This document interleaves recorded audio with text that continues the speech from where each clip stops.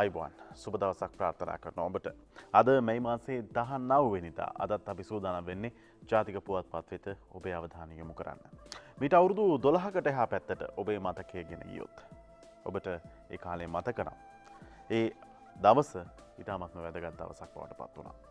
සිංහල දෙමළ මුස්ලිම් මේ ආදී කියලු ජාති ආගම් ભેදයකින් තොරව අපේ රටේ ජනතාවට දැනුණු 30 වසරක් තිස්සේ දැනුණු මරණ බිය නැති කරපු දවස ඒ දවස බවට පත් වුණා. රණවිරුවන්ගේ කැපවීම තුළ රාජ්‍ය නායකත්වයේ මෙහෙයවීම තුළ 30 වසරක සාපලත් යුද්ධය සදහටම මව්බියෙන් තුරන් කරන්නට හැකියාව ලැබුණු දිනේ බවට මීට වසර 12කට කලින් එළඹුණු මේ මාසේ 19 වෙනිදා අපිට හඳුන්වන්නට පුළුවන්. එදා පෙනෙන සතුරෙකුගෙන් තමයි අපේ ජීවිත ආරක්ෂා කරගන්න රණවිරුවන් අප්‍රතිහත ධෛර්යයෙන් යුතුව කටයුතු කළේ. වසර 12කට පස්සේ අද රණවිරුවන් සුවවිරුවන් බවට පත් වෙලා නොපෙනෙන වෛරසයක් සමග ලෝකයේම පොරබඳින වෙලාවක ලංකාවේ ජනතාව ඒකෙන් බේරගන්න මුදාගන්න දැවැන්ත කැපකිරීමක් කරන කාලයක් බවට පත් වෙලා තියෙනවා. මීට වසර 12කට එහා පැත්තේ වගේම අදත් රණවිරුවන්ගේ ගුණ සුවඳ අපිට තදින් දැනෙන කාලයක් බවට පත් වෙලා තියෙනවා. දැන් ක්‍රියාත්මක වෙන එන්නත් කරන වැඩපිළිවෙල පවා ඔවුන්ගේ දායකත්වය තුළ කාර්යක්ෂම වෙලා දවසකට 80000ක් 65000ක් මේ ආදී පිරිසකට එන්නත් කරන්නත් ඔවුන් දායකත්වය ලබා දෙනවා. ඉතින් රණවිරුවන්ගේ මතක රණවිරුවන්ගේ ඒ ගුණරුව අපිට හැමදාමත් සිහිපත් වෙන කාලයක් බවට පත් වෙලා තියෙනවා. ඒ වගේ කාලයක තමයි ඒ වගේ දින කිහිපයක තමයි විජයග්‍රහණයේ 12 වෙනි සමරුව අදට එදිලා තිබෙන්නේ. අපි ලංකාදීපෙන් ඒ පිළිබඳව තොරතුරු පුටා ගන්නවා. විජයග්‍රහණයේ 12 වෙනි සමරුව අද උත්සවයක් නෑ. මියගිය රණවිරුවන්ට පුෂ්පෝපහාර ජනපති අතින් කියලායි අද සඳහන් කරන්නේ. දසදහස් ගණනකට මරු කැඳවමින් හා දසදහස් ගණනක් අබ්බඝාතයන් බවට පත් කරමින් ඇදී ගිය 30 වසරක කුරිරු ත්‍රස්තවාදය අවසන් කරමින් මාතෘභූමිය නිදහස් කරගෙන විජයග්‍රහණයේ 12 වෙනි සැමරුම අදට එදිලා තියෙනවා. මේ වෙනුවෙන් සැමරුම් උත්සවයක් ප්‍රධාන උත්සවයක් නැහැ. නමුත් පුෂ්පෝපහාර දක්වමින් මියගිය රණවිරුවන් ආබාධිත රණවිරුවන් මේ දිනේ සිහිපත් කරන උත්සවයේ බත්තරමුල්ල රණවිරු ස්මාරකය අභියසදී අද පැවැත්වීමට සියලු කටයුතු සූදානම් කරලා තියෙනවා. ජනාධිපතිතුමාගේ ප්‍රධානත්වයෙන් තමයි මේ පැවැත්වෙන්නේ. ජාතික රූපවාහිනිය ඔස්සේ සවස් 4:30 සිට මේ වැඩසටහන විකාශය කරන්නත් මේ වෙනකොට කටයුතු සූදානම් කරලා තියෙනවා. අපි මේ විජයග්‍රහණයේ සැමරුම පිළිබඳව කතා බහ කරනකොට මව්බිමෙන් අපි උපුටා ගත්තා අපූර්ව තොරතුරක්. ඒ තමයි අපූර්ව සටහනක්. විජයග්‍රහණයේ 12 වෙනි සැමරුම් දිනේ අදයි බොහෝ දෙනෙකුට අමතක විජයග්‍රහණයේ රුවගුණ කියලයි අපි මේ ලිපිය සටහන් කරලා තියෙන්නේ. විශේෂයෙන්ම දැන් ලෝකයේ තත්ත්වය ගත්තාම ගාසා තීරයට එල්ලවන මිසයිල ප්‍රහාර මේ පවතින යුද්ධය අපිට යුද්ධයක තියෙන බිහිසුණු බව නැවත වරක් සිහිපත් කරන කාරණයක් බවට පත් වෙනවා තියෙනවා. ඒ නිසා යුද්ධයේ මොනතරම් බිහිසුණුද කියන කාරණය අපිට මතක් වෙනවා. ඇතැම් වෙලාවට අපේ මේ ජීවත් වෙන කොළඹ ප්‍රදේශයට ගුවනින් පවා ප්‍රහාර එල්ල වුණු කාලයක් තිබුණා. මේ තත්ත්වය නැති කරන්නට ජාත්‍යන්තරයේ හමුවේ දනින් නොඇටි දෙපයින් නැගී සිටින්නට ශක්තිමත් කශේරුකාවක් තිබූ රටේ සේනාධිනායකත්වයේ හා ආරක්ෂක ලේකම්වරයාගේ ඍජු අධීක්ෂණය සහ මෙහෙයවීම තුළ වසර දෙකකුත් මාස 10ක් තුළ මේ මානුෂීය ක්‍රියාන්විතයේ විජයග්‍රහණයෙන් අවසන් කරන්නට හැකියාව ලැබුණා. නමුත් අද වන විට ඒ බොහෝ දෙනෙකුට අමතක වී ගොස් තිබෙනවා. ඒ විජයග්‍රහණයට නිසි ගෞරවය පුදන්නට ඒ වෙනුවෙන් දිවිදුන් අතපය දුන් රණවිරුවන් ස්මරණය කරන්නට දිනයක් යෙදෙන බව හෝ මේ බොහෝ දෙනා හට අමතක වී තිබීම කනගාටුවන කරුණක් කියලා මේ ලිපියේ විශේෂයෙන් සටහන් කරලා තියෙනවා. අවසන් සටනේ අන්තිම පැය 48ක බොහෝ තොරතුරු මේ කාරණය තුළ ඇතුළත් වෙනවා. මාවිල්ලාරුවෙන් ආරම්භ කළ මානුෂීය මෙහෙයුම නන්දි කඩාල් වලින් අවසන් කරපු ආකාරයේ ඒ කටයුතු පිළිබඳව බොහෝ තොරතුරු විශේෂයෙන්ම සඳහන් වෙනවා. මේ උතුරු නැගෙනහිර ප්‍රදේශවල යුද්ධයේ පවතිද්දී කොළඹ ඉඳලා ජනාධිපති මන්දිරේ ඉඳන් ජාත්‍යන්තරයේ සමග යුද්ධයක් කරන්නටත් සිදු වුණා. අපි අර කශේරුකාවක් පිළිබඳව තියෙන රාජ්‍ය නායකත්වයක් පිළිබඳව කතා කළා. එහි වටිනාකම ඒ කාලයේදී තේරුණු බවත් අපි මතක් කරන්නට ඕනේ. කොහොම වුණත් බොහෝ දෙනෙකුට අමතක විජයග්‍රහණයේ ගුණරුව පිළිබඳව මව්බිම් පුවත්පතින් උපුටාගත් ඒ ලිපියෙන් පසු අපි තවත් තොරතුරු කිහිපයකට යන්නට බලාපොරොත්තු වෙනවා. එදා කිසිවෙකු යුද්ධයට ගියේ ජනසංහාරයක් සිදු කිරීමට නොවේ කියලා අග්‍රාමාත්‍ය මහින්ද රාජපක්ෂ මහත්මයා කරන ප්‍රකාශයක් පිළිබඳව අද තොරතුරු තියෙනවා දිනමින පුවත්පතේ. ත්‍රස්තවාදයේ මුල් නිපුටා දැමූ 2009 වසරේ මැයි 18 වෙනිදා තමන් ප්‍රකාශ කළ පරිදිම අදටත් පළමුවත් මව්බිම දෙවනුවත් මව්බිම තෙවනුවත් මව්බිමයි අගමැති මහින්ද රාජපක්ෂ මහතා පාර්ලිමේන්තුවේදී ඊයේ අවධාරණය කළා. එදා කිසිවෙකු යුද්ධයට ගියේ අපේ රටේ සමස්ත ජනතාවගේ ජීවිත බේරා ගැනීමට මිස ජනසංහාරයක් සිදු කිරීමට නොවන බවයි අග්‍රාමාත්‍යවරයා ඊයේ පාර්ලිමේන්තුවේදී අවධාරණය කළේ. ඒ වගේම දිවයින පුවත්පතත් ඒ සහ සම්බන්ධයෙන් තොරතුරු වාර්තා කරලා තියෙනවා. ගෝඨාභය සරත් වසන්ත රොෂාන්ලා සටන් කළේ ජනසංහාරයකට නොවේ. එදා රණවිරුවන් අද සුවවිරුවන් වෙලා තියෙනවා. අගමැති මැති සභේදී කියයි කියලායි සඳහන් කරන්නේ. එදා ආරක්ෂක ලේකම් ගෝඨාභය රාජපක්ෂ, හමුදාපති සරත් ෆොන්සේකා, නාවික හමුදාපති වසන්ත කරන්නාගොඩ, ඒ වගේම ගුවන් හමුදාපති රොෂාන් ගුණතිලක යන මහතුරුන් සහ රණවිරුවන් සටන් කළේ ජනසංහාරයකට නොවේ. එදා රණවිරුවන් අද සුවවිරුවන් වෙලා ඉන්නවා කියලා අගමැතිවරයා සඳහන් කරලා තියෙන්නේ. අපි අද පුවත්පතට ගියොත් අද පුවත්පතෙත් එහා සම්බන්ධම තොරතුරක් තියෙනවා. රණවිරුවන් වර්තමානයේ සුවවිරුවන් වී කොවිඩ් අසංගතයෙන් රට බේරා ගැනීමට සටන් වදිනවා. අග්‍රාමාත්‍ය මහින්ද රාජපක්ෂ මහතා ඊයේ පාර්ලිමේන්තුවේදී කළ ප්‍රකාශය උපුටා දක්වමින් තොරතුරු වාර්තා කරලා තියෙනවා. අපි නැවතත් දිනමින පුවත්පතට ගියොත් දිනමින පුවත්පතේ රණවිරුවන් වෙනුවෙන් තවත් කටයුත්තක් පිළිබඳව වාර්තා කරනවා. විජයග්‍රහණයේ සැමරුම් වෙනුවෙන් යුද හමුදාවේ 4714කට උසස් වීම ලබා දෙන්න තීරණය කරලා තියෙනවා. විජයග්‍රහණයේ 12 වෙනි සැමරුම් වෙනුවෙන් තමයි යුද හමුදාවේ 4714කට උසස් වීම ලබා දෙන බවද තොරතුරු වාර්තා කරන්නේ. ඒ වගේම මානුෂීය මෙහෙයුමේදී තුවාලලත් රණවිරුවන්ගේ දේපල ණය මත පොලිය අහෝසි අගමැති මහින්ද පාර්ලිමේන්තුවේදී කියයි කියලා තොරතුරක් අරුණ පුවත්පතත් අද මුල් පිටුවේ වාර්තා කරලා තියෙනවා. මානුෂීය මෙහෙයුමේදී තුවාලලත් රණවිරුවන් රජයෙන් ලබාගෙන ඇති දේපල ණය සඳහා ගෙවිය යුතු පොලිය ඉවත් කිරීමට ආණ්ඩුව තීරණය කර ඇතැයි අගමැති මහින්ද රාජපක්ෂ මහතා ඊයේ පාර්ලිමේන්තුවේදී ප්‍රකාශ කළා කියලා අරුණ පුවත්පතත් අද මුල් පිටුවේම තොරතුරු වාර්තා කරලා තියෙනවා. ඊළඟට අපි මේ 12 වෙනි සැමරුම විජයග්‍රහණයේ සැමරුම පිළිබඳව කතා බහ කිරීමෙන් අනතුරුව යන්නට බලාපොරොත්තු වන අද පුවත්පත්වල වාර්තා වන ප්‍රධාන තොරතුරේ තමයි ඊයේ පාර්ලිමේන්තුවට ඉදිරිපත් කෙරුණා වරාය නගරයේ ආර්ථික සංවර්ධන කොමිෂන් සභා පනත් කෙටුම්පත පිළිබඳ ශ්‍රේෂ්ඨාධිකරණයේ මතය. එය විවිධාකාරයෙන් පුවත්පත්වල වාර්තා කරලා තියෙනවා. අපි ලංකාදීපයට අවධානය යොමු කළොත් වරාය නගර පනත වගන්ති 25ක් ව්‍යවස්ථාවට පටහැනි. ඇතැම් වගන්ති බහුතරයකින් ජනමත විචාරණයකින් දෙකෙන්ම සම්මත විය යුතුයි. කතානායක ශ්‍රේෂ්ඨාධිකරණ තීන්දුව දන්වයි කියලා අද ලංකාදීපේ වාර්තා කරන්නේ. කොළඹ වරාය නගර විශේෂ ආර්ථික කලාප කොමිෂන් සභා පනත් කෙටුම්පතෙහි වගන්ති සහ විධාන 25ක් ආණ්ඩුක්‍රම ව්‍යවස්ථාවට පටහැනි බව ශ්‍රේෂ්ඨාධිකරණයේ දැනුම් දී ඇතැයි කතානායක මහින්ද පාබේවර්ධන මහත්මයා පාර්ලිමේන්තුවේදී ඒ ප්‍රකාශ කළා කියලායි සඳහන් කරලා තියෙන්නේ. කොහොම වුණත් කොළඹ වරාය නගර විවාදයේ අද සහ හෙට පාර්ලිමේන්තුවේදී පැවැත්වෙනවා කියලත් ලංකාදීපයේ තොරතුරක් වාර්තා කරලා තියෙනවා. කොළඹ වරාය නගර කොමිෂන් සභා පනත් කෙටුම්පත පිළිබඳ පාර්ලිමේන්තුවේ විවාදයේ අද සහ හෙට පැවැත්වීමට නියමිතයි කියලායි තොරතුරු වාර්තා කරලා තියෙන්නේ. ඒ වගේම විපක්ෂයේ පැත්තෙන් කියන ප්‍රකාශයක් වසංගතය අස්සේ වරාය නගර පනත ගැනීම රෝමයේ ගිනි ගනිද්දී වීණා වැයීම වැනි වැඩක් කියලායි ලක්ෂ්මන් කිරියල්ල විපක්ෂයේ ප්‍රධාන සංවිධායකවරයා සඳහන් කරලා තියෙන්නේ. අපි අවධානය යොමු කරමු ඊළඟට දිවයින පුවත්පතට. දිවයින පුවත්පත මෙහා සම්බන්ධයෙන් මොන විදිහටද තොරතුරු වාර්තා කරලා තියෙන්නේ. වරාය නගර පනතේ වගන්ති 25ක් ව්‍යවස්ථාවට පටහැනි ශ්‍රේෂ්ඨාධිකරණ තීරණයේ කතානායක මැති සභයට දන්වයි කියලයි අද දිවයින පුවත්පත ඒ සම්බන්ධයෙන් තොරතුරු වාර්තා කරලා තියෙන්නේ. පනතේ සංශෝධනවලට මේ ශ්‍රේෂ්ඨාධිකරණය ඉදිරිපත් කරලා තියෙන සංශෝධනවලට කැබිනට් අනුමැතිය මේ වෙනකොට හිමි වෙලා තියෙනවා කියලා තොරතුරුකුත් අද දිවයින පුවත්පතේ හා සම්බන්ධව වාර්තා කරලා තියෙනවා. අපි යමු දැන් මව්බිම් පුවත්පතට. මව්බිම් පුවත්පතත් මේ හා සම්බන්ධයෙන් දීර්ඝ වශයෙන් තොරතුරු වාර්තා කරලා තියෙන බවක් තමයි පෙනෙන්නට තිබෙන්නේ. ප්‍රධාන ඉඩකඩක් වෙන් කරලා තියෙන හා සම්බන්ධව වරාය නගර පනතේ වගන්ති 9ක් ව්‍යවස්ථාවට පටහැනි සම්මත කරන නම් විශේෂ බහුතරයක් හා ජනමත විමසුමක් ඕනෑ. සංශෝධන ඇතුළත් කළොත් සරල බහුතරයකින් සම්මත කළ හැකි ශ්‍රේෂ්ඨාධිකරණ තීන්දුව කතානායක ප්‍රකාශයට පත් කරයි. ජනාධිපති නීතිඥ රොමේෂ් සිල්වා ශ්‍රේෂ්ඨාධිකරණයට ඉදිරිපත් කළ සරල බහුතරයකින් සම්මත කිරීමට අදාළ සංශෝධනවලට කැබිනට් අනුමැතිය හිමි වෙලා තියෙනවා. මේ පිළිබඳව ශ්‍රේෂ්ඨාධිකරණයේ නඩුව විමසන අවස්ථාවේ රජයේ පාර්ශවයෙන් ඉදිරිපත් වුණු ජනාධිපති නීතිඥ රොමේෂ් සිල්වා ශ්‍රේෂ්ඨාධිකරණයට ඉදිරිපත් කළ සරල බහුතරයකින් සම්මත කිරීමට අදාළ සංශෝධන ඒවට කැබිනට් අනුමැතියත් මේ වෙනකොට ලැබිලා තියෙනවලු. ඒ වගේම පනත පිළිබඳ පාර්ලිමේන්තු විවාදයේ අද සහ හෙට කියලා තොරතුරු වාර්තා කරලා තියෙනවා. මව්බිම මේ හා සම්බන්ධයෙන් සවිස්තරාත්මකව මව්බිමේ තවත් විශේෂ තොරතුරක් වාර්තා කරනවා. පෝට් සිටියේ සභාපති ශ්‍රී ලාංකිකයෙකු විය යුතුයි කියලා බන්දුල අමාත්‍ය බන්දුල ගුණවර්ධන මහතාගේ යෝජනාවටත් කැබිනට් අනුමැතිය ලැබිලා තියෙනවා කියලායි අද මව්බිම් පුවත්පත මුල් පිටුවේම තොරතුරු වාර්තා කරලා තියෙන්නේ. මේ හා සම්බන්ධයෙන් අපි අවධානය යොමු කළොත් තවත් පුවත්පත් කිහිපයකම තොරතුරු වාර්තා කරලා තියෙනවා. අද පුවත්පතේ මේ සම්බන්ධයෙන් වැඩි ඉඩකඩක් වෙන් කරලා තියෙන බවක් තමයි පේන්න තියෙන්නේ.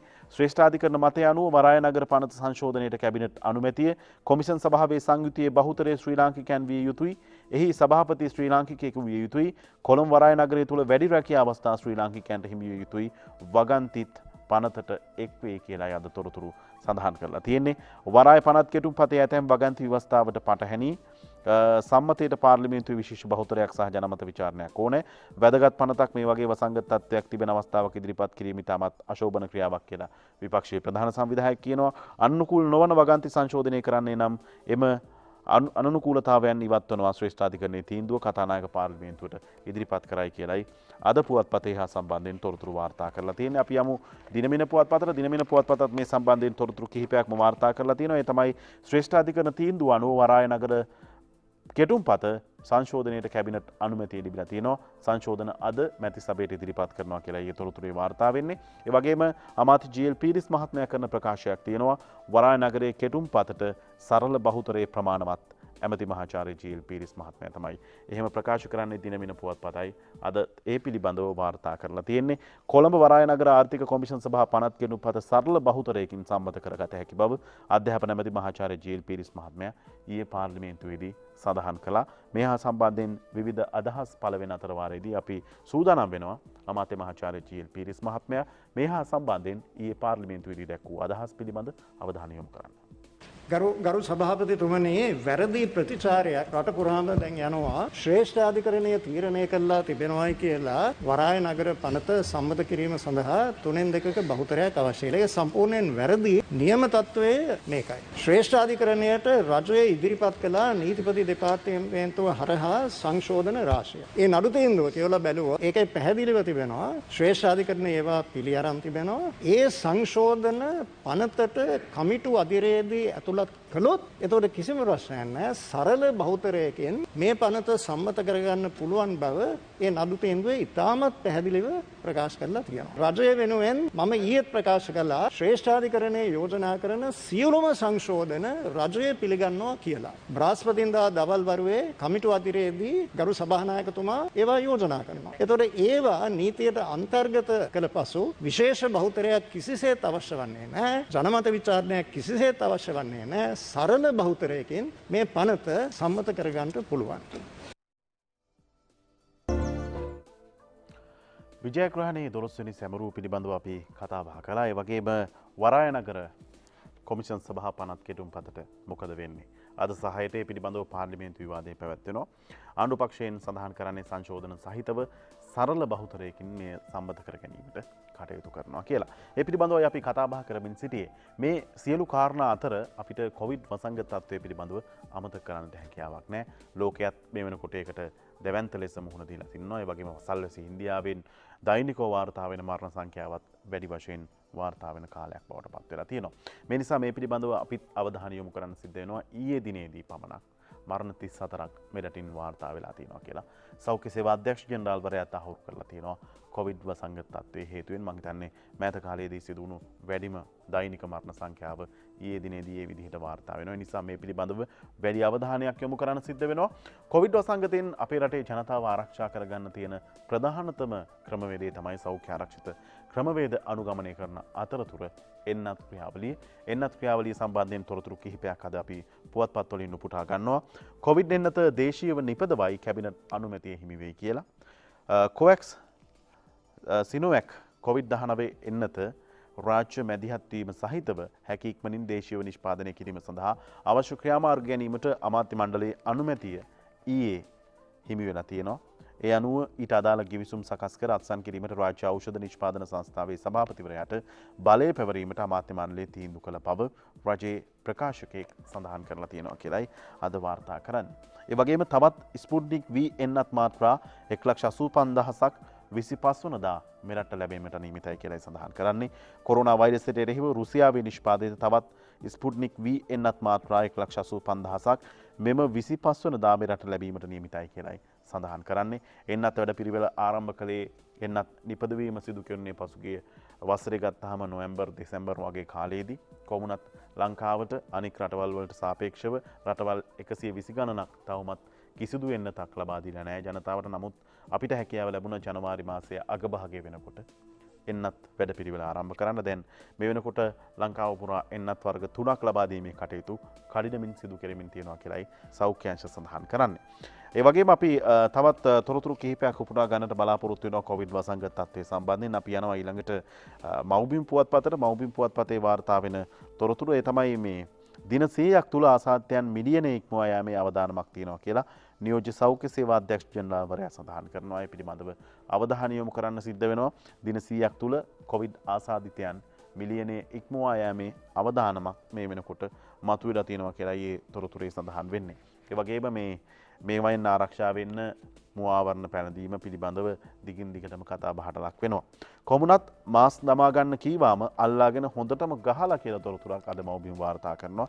සැකපිට තරුණයන් 5 දෙනෙකු මේ වෙනකොට අත්අඩංගුවට අරන් තියෙනවා කියලායි මේ තොරතුරේ වාර්තා වෙන්නේ. අපි බලමු මේ පිළිබඳව වැඩිදුරටත් තිබෙන අවදානම් තත්ත්වය පිළිබඳ සලකා බලා මුව ආවරණ පළනිල් ලෙසට කළ දැනුම් දීමකට උරණව කොළඹ සෞඛ්‍ය වෛද්‍ය නිලධාරී කාර්යාලයේ රියදුරෙකුට අමානුෂික ලෙස පහර දුන් සැකකරුවන් 5 දෙනෙකු අද කොළඹ අලුත් කඩේ අංක 6 අධිකරණයේ වෙත ඉදිරිපත් කරන බව මෝදර පොලිසිය සඳහන් කරනවා. නාගරික සංවර්ධන අධිකාරියට අයත් මාදම්පිටියේ විජේසෙවන් නිවාස සංකීර්ණයේ පදිංචි සැකකාර තරුණයන් පිරිසක් එසේ අධිකරණයට ඉදිරිපත් කරලා තියෙනවා කියලායි සඳහන් කරලා තියෙන්නේ. මාස්ක් එක දමා ගන්න කිව්වාම මේ පුජ්‍යලයන්ට පහර දීලා තියෙනවා. ඒ සම්බන්ධයෙන් ඔවුන් 5 දෙනෙක් අත්අඩංගුවට අරගෙන අද අධිකරණයට ඉදිරිපත් කරනවා කියලායි තොරතුරු වාර්තා කරලා තියෙන්නේ. අපි ඊළඟට යනවා තවත් තොරතුරකට. ඒ තමයි ලංකාදීපේ වාර්තා කරන දිස්ත්‍රික්ක 2ක ග්‍රාම සේවා වසම් 3ක් තවත් වහන්න තීරණය කළා තියෙනවා. මේ වෙනකොට ඔක්කොම 345ක් ග්‍රාම සේවා වසම් සංචාරන සීමා පනවන්න කටයුතු කරලා තියෙනවා කොවිඩ් වසංගත තත්ත්වයේ හේතුවෙන්. ඒ පිළිබඳව අද ලංකාදීපයයි මුල් පිටුවේම තොරතුරු වාර්තා කරලා තියෙනවා. අපි ඊළඟට යන්නට බලාපොරොත්තු වෙනවා කොවිඩ් වසංගත තත්ත්වයේ සම්බන්ධයෙන් වාර්තා වෙන තවත් තොරතුරු කිහිපයකට. ඒ අරුණ පුවත්පතෙන් අපි උපුටා ගන්නේ විශේෂයෙන්ම සිනෝෆාම් ලංකාවේ නිෂ්පාදනයට අනුමැතිය ලැබිලා තියෙනවා කියලා තොරතුරු වාර්තා කරන අතරවාරයේදී ගර්භණී මව්වරුන්ට එන්නත අනුමතයි උපදේශක කමිටුව තීරණය කරලා තියෙනවා කියලා අද අරුණ පුවත්පත මුල් පිටුවෙන් වාර්තා කරලා තියෙනවා. ගර්භණී මාතාවන්ට කොවිඩ් මර්ධන එන්නත ලබා දීම සඳහා බෝනෝන රෝග උපදේශන කමිටුවේ නිර්දේශ ලබා දුන් බව නාරි හා ප්‍රසව රෝග විශේෂඥ වෛද්‍යවරුන්ගේ විද්‍යායතනයේ සභාපති වෛද්‍ය ප්‍රදීප්ද සිල්වා මහත්මයා ප්‍රකාශයක් කරලා තියෙනවා කියලා අරුණ පුවත්පත අද මුල් පිටුවේම වාර්තා කරලා තියෙනවා. ඒ වගේම වෛරසය වැළඳුනාට මව්කිරි දෙන්න පුළුවන්. විශේෂඥ වෛද්‍ය ශාමන් රජින්ද්‍රජිත් කරන ප්‍රකාශයක් අද උපුටා දක්වනවා අරුණ පුවත්පත. කොවිඩ් ආසාදිත මවක් සිය දරුවාට මව්කිරි ලබා දීමේ ගැටලුවක් නොමැති බව ළමා රෝග විශේෂඥ වෛද්‍යවරුන්ගේ විද්‍යායතනයේ සභාපති මහාචාර්ය විශේෂඥ වෛද්‍ය ශාමන් රජින්ද්‍රජිත් ප්‍රකාශ කරලා තියෙනවා කියලත් අද අරුණ පුවත්පත මුල් පිටුවේම තොරතුරක් වාර්තා කරලා තියෙනවා. ඒ වගේම PCR කළ දසදහසකට තවමත් ප්‍රතිඵල නැහැ කියලා තොරතුරකුත් තියෙනවා. PCR පරීක්ෂණ ප්‍රමාද වීම හේතුවෙන් නිරෝධායනයට ලක් වූ පුජ්‍යලීන් දසදහසකට අධික පිරිසක් ඉන් මුදා හැරීමට නොහැකි වී ඇතැයි මහජන සෞඛ්‍ය පරීක්ෂකවරුන්ගේ සංගමය සඳහන් කරනවා කියලත් අද අරුණ පුවත්පත තොරතුරු වාර්තා කරලා තියෙනවා. අපි ඒ විදිහට තමයි කොවිඩ් වසංගත තත්ත්වය පිළිබඳ තොරතුරු බොහොමයක් අද පුවත්පත් තොරතුරු වල වාර්තා වෙන්නේ. ඊයේ දිනේදී මරණ 34ක් සෞඛ්‍ය සේවා අධ්‍යක්ෂ ජනරාල්වරයා සඳහන් කරලා තියෙනවා කියන කාරණය අපි මේ පිළිබඳව කතා කරද්දී සඳහන් කළා. ඒ නිසා මේ පිළිබඳව සෞඛ්‍ය ආරක්ෂිත පිළිවෙත් පිළිබඳව වැඩි අවධානයක් යොමු කරන්න අපට දිගින් දිගටම සිද්ධ වෙනවා. ඒ පිළිබඳව මේ කොවිඩ් වසංගතයේ රට පාලනය කරගන්නට ඔබට අපට පැවරන වගකීමත් අති විශාලයි. ඒ පිළිබඳවත් නිරන්තරයෙන් සිතට අරගෙන කටයුතු කරන්න කියන කාරණය අපි මතක් කරනවා දිගින් දිගටම. අපි දිනමින පුවත්පතෙන් තොරතුරු කිහිපයක් උපුටා ගන්නවා. ඒ තමයි රාජ්‍ය නිලධාරිනියකට පහර දීම, ග්‍රාම නිලධාරිනියකට පහර දීම පිළිබඳ තොරතුරක් මේ වෙනකොටත් බොහෝ දෙනෙක් දන්නවා. මේ මාතලේ ප්‍රදේශයෙන් තමයි මේක වාර්තා වුණේ. රාජ්‍ය නිලධාරිනියකට පහර දීම මන්ත්‍රිනී එරන්දිකාගේ පක්ෂ සමාජිකත්වය අත්හිටුවයි. ප්‍රාදේශීය සභා මන්ත්‍රීවරයෙක් තමයි පහර දීලා තියෙන්නේ. ඇයගේ පක්ෂ සමාජිකත්වය අත්හිටවන්න ශ්‍රී ලංකා පොදු ජන පෙරමුණ මේ වෙනකොට තීරණය කරලා තියෙනවා කියලා දිනමින පුවත්පත අද මුල් පිටුවේම තොරතුරක් වාර්තා කරලා තියෙනවා. අපි දැන් යනවා අද පුවත්පතට. අද පුවත්පතේ වාර්තා වෙන තොරතුරු කිහිපයකුත් අපි උපුටා ගන්නවා පුවත්පත් තොරතුරු අතරට. ඒ තමයි විශේෂයෙන්ම රාජ්‍ය සේවක වැටුප් මැයි මැයි වැටුප 21 වෙනිදා ගෙවන්න සිකුරාදා ගෙවන්න තීරණය කරලා තියෙනවා. ඒ පිළිබඳව මුදල් අමාත්‍යාංශයේ ඊයේ නිවේදනයක් නිකුත් කරලා තිබ්බා. සියලු රාජ්‍ය සේවකයින්ගේ මැයි මාසට අදාළ වැටුප එළඹෙන සිකුරාදා 21 වෙනිදා ලබා දීමට රජය තීරණය කරලා තියෙනවා. ඒ පිළිබඳවත් අද වාර්තා කරද්දී ඒ වගේම මැයි 24 සහ 25 රජයේ විශේෂ නිවාඩු ප්‍රකාශයට පත් කරලා තියෙනවා. ඒ පිළිබඳවත් අද පුවත්පතේ සඳහන් වෙනවා. බැංකු සහ වෙනද නිවාඩු නැතිලු. රජයේ නිවාඩුවක් වුණාට විශේෂ නිවාඩුවක් වුණාට අර මර්කන්ටයිල් කියන කොටස බැංකු සහ වෙනද නිවාඩු නැහැ කියලායි අද තොරතුරු මේ විදිහට වාර්තා කරන්නේ. අපි ඒ පිළිබඳවම තවත් තොරතුරක් තියෙනවා අරුණ පුවත්පතේ. අරුණ පුවත්පතත් ඒ ගැන අද තොරතුරු වාර්තා කරලා තියෙනවා. විශේෂයෙන්ම මේ 24 25 බැංකු වෙළඳ නිවාඩු නැහැ කියන තොරතුර තමයි සඳහන් කරලා තියෙන්නේ. එළඹෙන 24 සහ 25 දෙදින රජයේ නිවාඩු දිනයන් ලෙස ප්‍රකාශයට පත් කර තිබෙනවා. නමුත් බැංකු සහ වෙළඳ නිවාඩු ඒ දිනවලට ඇතුළත් වෙන්නේ නැහැ කියන තත්ත්වයයි අද වාර්තා කරලා තියෙන්නේ. ඊළඟට මේ සෞඛ්‍ය ක්ෂේත්‍රය පිළිබඳව සෞඛ්‍ය කටයුතු පිළිබඳ අවධානය යොමු කරද්දී විශේෂ තොරතුරක් අපි උපුටා ගන්නවා අරුණ පුවත්පතින්. ඒ තමයි කොවිඩ් ඩෙංගු එකට හැදුනොත් තත්ත්වය බරපතලයිලු. කොවිඩ් වසංගත තත්ත්වයත් ඩෙංගු රෝගයත් එකට හැදුනොත් තත්ත්වය බරපතලයිලු. මේ පිළිබඳව අවධානය යොමු කරන්න සිද්ධ වෙනවා. පසුගිය දවස්වල අයහපත් කාලවලයක් තමයි මුළු දිවයින්ටම බලපාලා තිබුණේ. මේ නිසා ඩෙංගු රෝගයේ ව්‍යාප්ත වීමේ අවදානමක් තියෙනවා. දැන් අපි කොවිඩ් වසංගතය පිළිබඳව දිගින් දිගටම කතා කර ඉන්නකොට මේ ඩෙංගු රෝගයේ වැළඳීමේ ප්‍රවණතාවයකුත් තියෙනවා. මේ මුල් කාර්තුවේදී විශාල රෝගීන් ප්‍රමාණයකුත් වාර්තා වෙලා තියෙනවා. ඒ පිළිබඳව වැඩි වශයෙන් අවධානය යොමු කළොත් අපි බලමු මේ පිළිබඳව සඳහන් වෙන කාරණා මොනවද කියලා.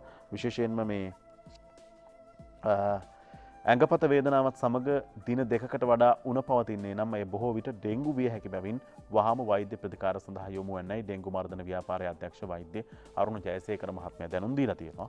මේ දිනවල පවතින අධික වර්ෂාවත් සමග ඩෙංගු රෝගය උත්සන්න විය හැකි බැවින් ඩෙංගු රෝගයත් සමග කොවිඩ් වෛරසයද ශරීරගත වූහොත් බරපතල තත්ත්වයක් ඇති විය හැකි බවයි වෛද්‍යවරුන් පෙන්වා දෙන්නේ. කෙසේ නමුත් මේ වන තෙක් ඩෙංගු හා කොවිඩ් එකම පුද්ගලයෙකුට වැළඳී ඇති බව වාර්තා වී නැතැයි වෛද්‍ය ජයසේකර මහත්මයා සඳහන් කරලා තියෙනවා. මෙහෙම අවදානමක් තිබුණාට තවමත් එහෙම ඩෙංගු සහ කොවිඩ් එකට වැළඳුණු රෝගීන් හොයාගන්න හැකියාවක් නැහැ. මේ පවතින තත්ත්වයත් එක්ක ඉදිරියේදී ඒ වගේ තත්ත්වයක් ඇති වෙන්න පුළුවන් කියලායි අද අරුණ පුවත්පතේ මේ විදිහට තොරතුරක් වාර්තා කරලා තියෙන්නේ. අපි පුවත්පත් තොරතුරු අවසන් කරන්නට තෝරාගත්තා මේ විජයග්‍රහණයේ 12 වෙනි සැමරුම හා සමගාමීව පුවත්පත් කිහිපයක සඳහන් කරලා තියෙන කවි කිහිපයක් අපි දිවයින පුවත්පතෙන් උපුටා ගන්නවා. අනුරාධ හිරිපිටියයි මේ කවිය ලියලා තියෙන්නේ. අපි බලමු.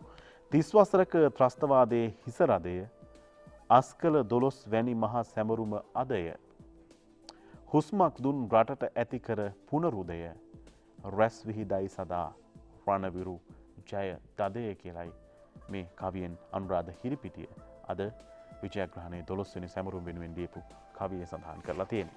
අපි තවත් කවියක් උපුටා ගන්නවා පුවත්පත් තොරතුරු අවසානයේට පෙර. විජයග්‍රහණයට වසර 12යි දිනමිනයි මේ කවිය සටහන් කරලා තියෙන්නේ. රඹුකන සිද්ධාර්ථ හිමියන්ගේ පද රචනයක්.